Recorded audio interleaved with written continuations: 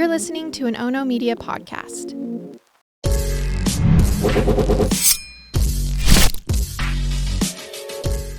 Good morning, and thanks for joining me for Rise and Crime, your morning caffeine hit all about crime.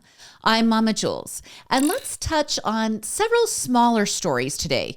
Some of them are just kind of abstract, but let's go. First, we have this civil lawsuit out of Tennessee that involves a mama who wasn't going to back down from what she believed was a false accusation and arrest of her son for a DUI. All right, it all began when Thomas Mannis of Monroe County, Tennessee, was pulled over while he was driving on U.S. Highway 411. Both he and the officers acknowledged he wasn't speeding or driving recklessly or not signaling or one of many traffic violations that might get you pulled over. So what was the reason? Well, the Tennessee Highway Patrol officer stated that Thomas's tint was too dark on his truck windows. And I can already hear your outrage. Most of my listeners think this is a BS reason to pull someone over. But whatever your feelings, it is a cause for a traffic stop in Tennessee. Now, this stop included two officers, Trooper Riley Schreiner and Officer Billy Yates Malloy. And it's pretty early in the morning, just after dawn. Now, the stop is mostly uneventful at first. Thomas quickly pulled his truck to the side of the road and waited for Officer Schreiner to approach his window. Officer Schreiner told Thomas that his tint level was too dark. Then he proceeded to do a field test to confirm that the tint was, in fact, too heavy. After obtaining Thomas's driver's license, his registration, and proof of insurance, Officer Schreiner went back to his patrol car where Officer Yates Malloy was waiting. Now, up until this point, the parties, Thomas and the two officers, they pretty much agree on the facts of the traffic stop. But here's where Thomas feels it went wrong. According to his lawsuit, his attorneys say that body cam footage from Officer Schreiner shows the conversation that occurred inside the patrol vehicle. They claim Officer Schreiner advised Officer Yates Malloy that there was no sign of intoxication, nor was there any smell of marijuana during the traffic stop. Now, the lawsuit states that once Officer Yates Malloy learned of Thomas's full name from his documents, that he stated on body cam video that he knows Thomas's brother. And then he guarantees on the video that due to the family relationship, that Thomas has weed in the car. And even more than that, he guaranteed that Thomas had smoked weed that morning. All right, remember, he hasn't even left the patrol vehicle, but he can, according to the lawsuit, quote, guarantee that he's been smoking weed. Well, Officer Schreiner leaves the patrol car and returns to Thomas's truck, where he asks him about his potential drug use, and then he asks him if he can search his vehicle. He has to ask for permission because there is no probable cause for a search. He wasn't driving erratically, he can't smell weed, he can't see weed out in the open. Thomas claims he told Officer Schreiner that he couldn't search his truck. But Thomas did affirm that there absolutely was no marijuana in his vehicle. The lawsuit claims that despite saying no to a search, Officer Schreiner began conducting the search anyway, where he subsequently found 0 drugs in Thomas's truck. When Thomas asked why the traffic stop had gone from illegal tint to searching for drugs, he said Officer Schreiner told him that his eyes were red and that was indicating he had been smoking weed. Thomas said he told the officer that he had just woke up, and that was potentially why his eyes were red. Following that fruitless search of the truck, Officer Schreiner returned to his patrol vehicle where Officer Malloy Yates is still sitting. Officer Schreiner's body cam video is again recording the conversation, and the lawsuit claimed that Officer Yates Malloy said it was time to conduct a field sobriety test. Well, the dutiful Officer Schreiner returned to Thomas's truck and asked him to exit the vehicle. Thomas said he did the walk and turn test and the straight leg test, as well as the follow my finger test. And according to Thomas, he passed all the tests, and that still wasn't enough. Finally, Officer Yates Malloy exits the patrol vehicle, and according to Thomas, he begins interrogating him about his drug use history because he wasn't satisfied with the answers that Thomas had given to Officer Schreiner. Thomas said that Yates Malloy warned him that 99% of the time, he already knows the answers that a suspect is going to give him before they even speak. He then, according to Thomas, asked when was the last time he smoked marijuana. Thomas stated it was roughly 4 years prior to that December 2023 traffic stop. Officer Yates Malloy then reconducted the sobriety tests. The lawsuit claims that the body cam footage from Yates Malloy shows that Thomas aced the tests. However, Yates Malloy wasn't satisfied and he directed Officer Schreiner to arrest Thomas for driving under the influence. And here enters Mama Angela Manis. She drove past the scene of her son being arrested and immediately pulled over. She parked ahead of the cars on the shoulder of US 411 and approached Officer Schreiner. He cautioned her to get back in her vehicle, and she did. Officer Schreiner approached her car window, and she asks why her son is being arrested. He responds that Thomas was driving under the influence. She shoots back that he absolutely hasn't been drinking because he just woke up. After some further exchange between Officer Schreiner and Angela, she lays out her mama warning by saying, "If you falsely arrest him, you're going to be in trouble." She then followed that warning up with this statement, "I promise you, because I know my son." Well, Mama Angela didn't lie, because this federal lawsuit now exists and Thomas says he has proof. Because after he was arrested and hauled down to the station and his truck was towed and placed in the impound lot, Thomas took a blood alcohol and drug test, and it came back clear. Body cam footage shows that Thomas even promised Officer Yates Malloy that a test would come back clear. Now, I'm not much for lawsuits, but we've got an issue here. See, Tennessee Highway Patrol does not administer breathalyzers. It's just a policy. People are arrested and blood tested at the station. Both Angela and Thomas asked for a breathalyzer, but it could not be administered. And even though blood tests are much more accurate than filled breathalyzers, the Tennessee Bureau of Investigation is backlogged with these tests. That means those accused of DUIs are waiting months to get their results and potentially to clear their records. Some of these wrongly accused people lose their car insurance because of the charges, even if they end up coming back clear. And there's also another problem. In the lawsuit, Thomas claims the body cam was turned off several times during the traffic stop. Now, during that December day, Thomas spent several hours in jail. His mugshot was publicly made available, and he had to pay to get his truck out of the impound lot, even though the only viable citation was too dark of tint on his truck windows. Thomas is also claiming some personal property was seized during the traffic stop and that he has yet to have that property returned 10 months later, even though the charges were completely dropped back in April when his blood test came back clean. The lawsuit implicates the THP by saying, quote, "Our information and belief is that the Tennessee Highway Patrol in Knoxville area, which encompasses Monroe County, has a custom and culture of violating the constitutional rights of others. Though not a written policy, this custom and culture was so widespread, it became the force of law." Now, the federal lawsuit is seeking $1 million in compensatory damages and an undetermined amount of punitive damages. Despite several media outlets reaching out for comment from the THP, one has yet to be offered that at least I could find. So why don't you tell me what you think? Now to a heartbreaking story out of Utah about two friends and their suicide pact. This is disturbing, and if you want to skip forward to the next story, just move forward about 4 minutes in this recording. All right, we're in Saratoga Springs, Utah. It's a family community. In fact, Peyton and Garrett Moreland from Murder with My Husband and Into the Dark, they lived in that area before returning to California. It's absolutely the kind of place most people would be thrilled to raise their kids.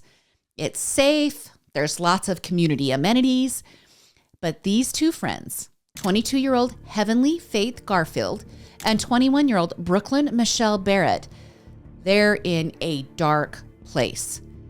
And even more heart-wrenching, there were people who knew. Friends of the two and Heavenly's sister were all aware that the young women were indulging in conversations about ending their lives. On April 30th of this year, a detailed call was placed to 911 by Heavenly's dad. He let dispatch know that Brooklyn was dead in his daughter's bedroom. He plainly stated that his daughter had shot and killed her best friend. He then explained to dispatch that the shooting was part of a suicide pact between the best friends. The intent was that Heavenly would shoot Brooklyn, then shoot herself.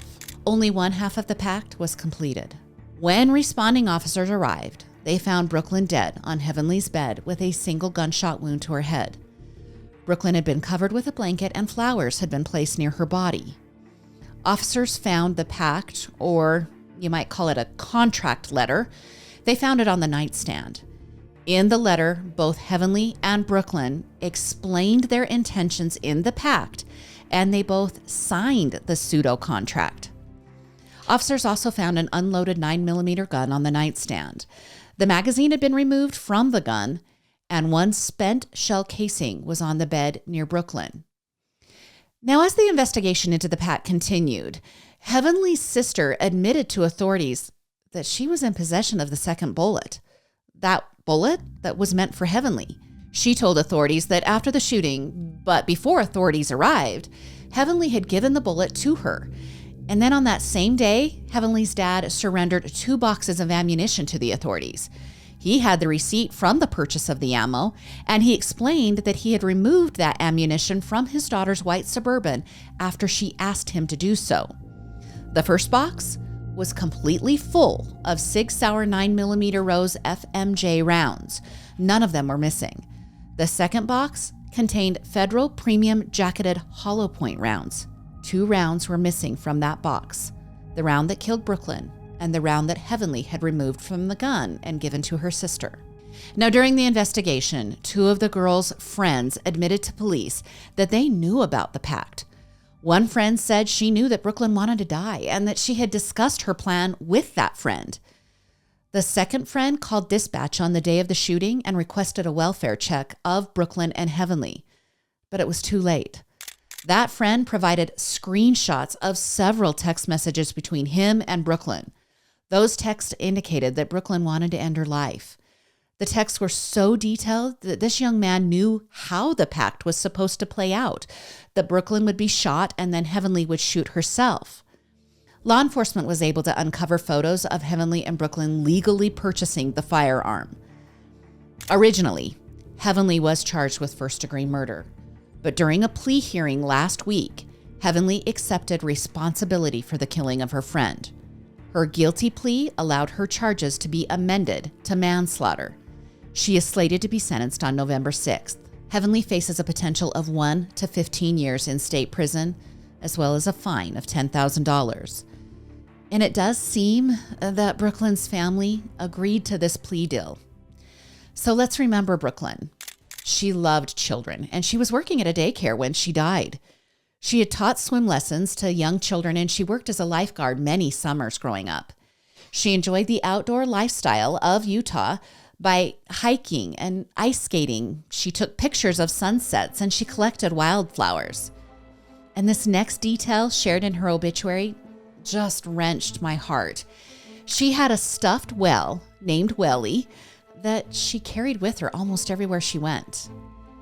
If you or someone you know is considering suicide, please contact the 988 Suicide and Crisis Lifeline. All you have to do is dial 988, or you can text STRENGTH to the crisis text line at 741-741.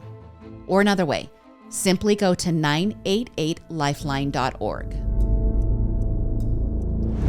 Now we're stopping off in Philadelphia, where a complicated same-sex relationship led to murder. On February 17th of 2022, 20-year-old Nasir Johnson grabbed an Uber and headed to his love interest's home, 22-year-old Kylan Pratt. When he arrived in West Philly at Kylan's home, Nasir had no idea what awaited him. Within minutes, Kylan shot Nasir in the neck, killing him. The wound left a bloody scene in the home. Trying to cover up the crime, Kylan wrapped Nasir in plastic, taping the makeshift body bag. Then after some time, he drove Kylan's body to the nearby Fairmount Park, dumping the corpse and lighting it on fire. Of course, he fled the fiery scene, and it took 3 days. 3 days for 2 people walking their dog to stumble upon the badly burned body. Investigators were initially stumped. First off, they didn't know who their victim was. The only way they were going to be able to discover the identity was through DNA testing. Well, 1 week after his death, Nasir's grandmother contacted Philly police reporting him missing. Suspecting they had possibly discovered the identity of the burned corpse, Philly police requested Nasir's toothbrush and comb, and it was a match. They now knew their victim's name, but they didn't have a suspect. Their big break in the case came when an anonymous tip led them to look into Kylan Pratt. The tip must have been a good one because enough information was available for authorities to obtain a couple of different search warrants. The first warrant was for a forensic deep dive into Kylan's cell phone, and the second warrant was for Kylan's home. So let's start with the phone. The DA's office said they found disturbing Google searches that included phrases like traits of a psychopath and having sex with dead bodies. They also found a search for the phrase killing in cold blood. And then there were numerous queries about news coverage involving Nasir's remains being found burned in the park. Mapping of the cell phone location also showed Kylan visiting that park twice during the time frame that investigators felt the corpse had been set ablaze. In that second warrant concerning Kylan's home, they found a treasure trove of evidence.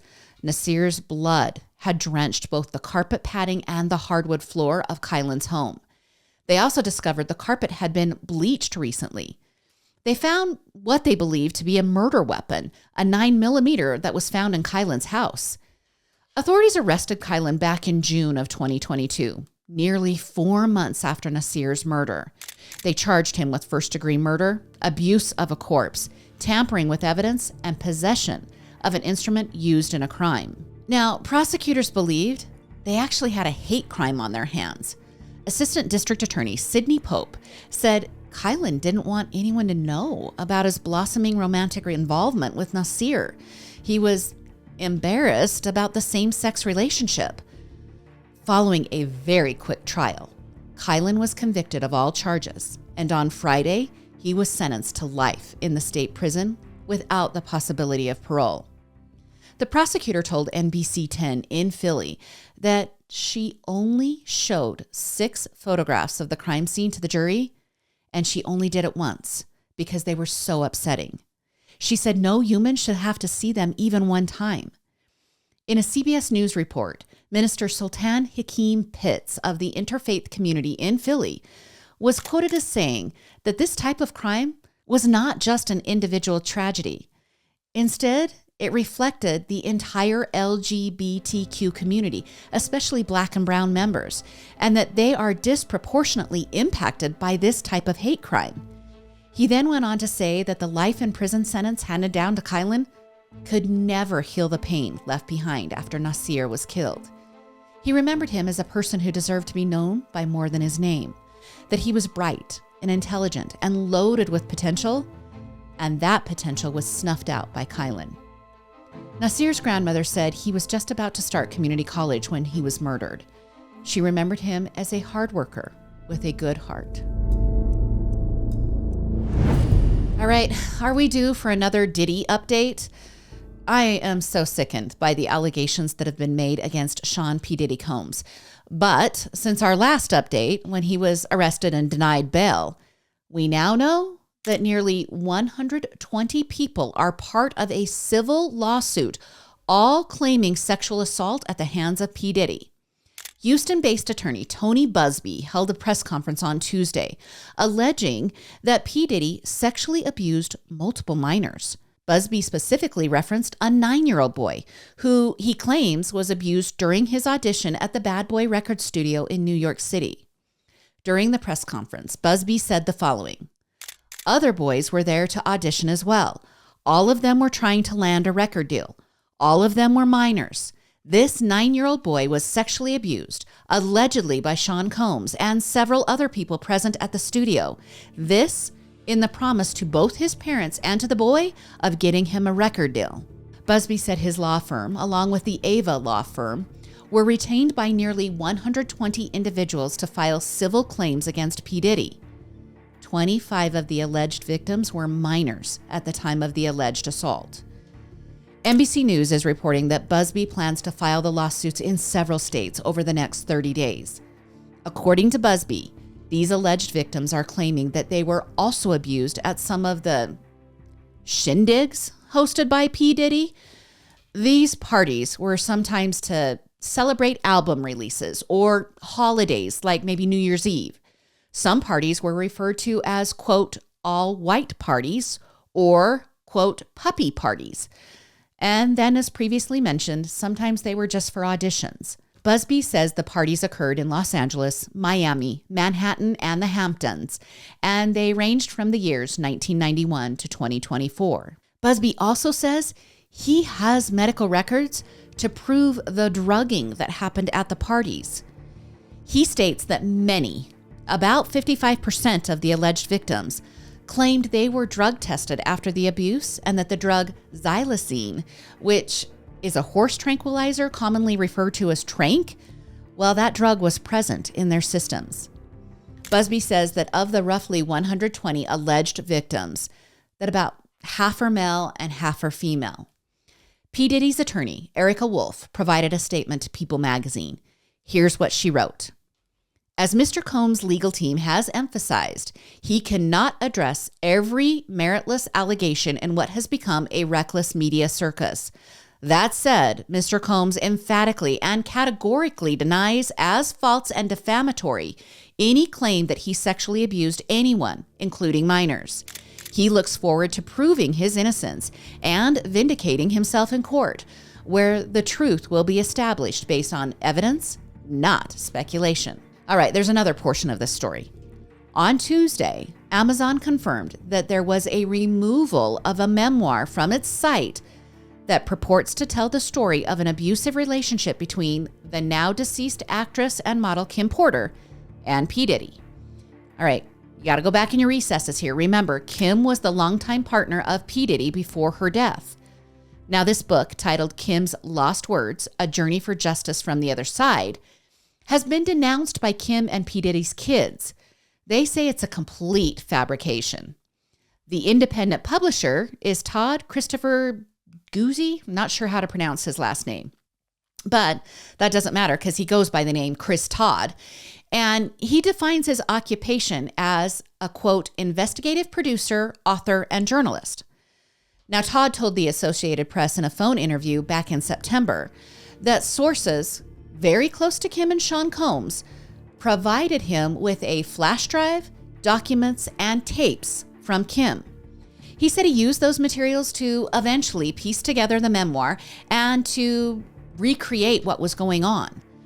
Todd used the pseudonym Jamal T. Millwood when he published that title. And then there's one last note in this disgusting saga. Industry insiders are saying sex tapes involving P. Diddy and one particular high-profile celebrity have been shopped around Hollywood trying to find the highest bidder. Ariel Mitchell Kidd told Ashley Banfield on News Nation the following. There already have been tapes leaking around Hollywood being shopped around, but one particular person contacted me to shop a particular video they were in possession of, and they were trying to contact the person who was actually in the video to see if they were interested in purchasing the video before it became public knowledge. She then went on to say, I can tell you that the video was pornographic in nature.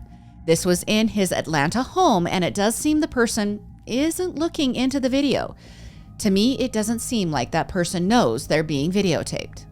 All right, this same lawyer that was on Ashley Banfield News Nation said she has been contacted by a different client who is alleging that P. Diddy raped her in 2018, and at that time, she actually filed a police report. The lawyer said the woman called her and told the lawyer about her assault and her eventual escape. She allegedly said she was at a friend's house who had industry ties and that P. Diddy showed up at that person's house. She claimed P. Diddy served her a drink and after several minutes, she felt woozy. She then told the lawyer that P. Diddy sexually assaulted her with an object. She also claimed that P. Diddy directed another man who was present to sexually assault her while he watched and pleasured himself. Okay, like I said when I started this update on P. Diddy, I'm sickened. If even a small percentage of the accusations are true, it's truly inhumane and disgusting. I'll obviously be bringing you more on this story as the lawsuits develop and the court hearings occur. Well, that's your Thursday episode of Rise and Crime. Thanks for joining me here on Rise and Crime. I do believe I have the best listeners out there. Remember, Halloween merch is still available from Ono Media.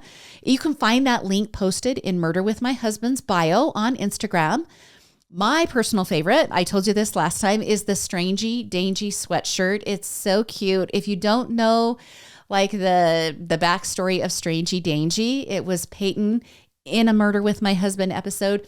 She absolutely just accidentally said, instead of stranger danger, she said Strangey Dangy. And there the phrase was born. It's so cute, you guys. You need to go look at it. If you're loving the content, please share it with a friend. That helps this podcast grow.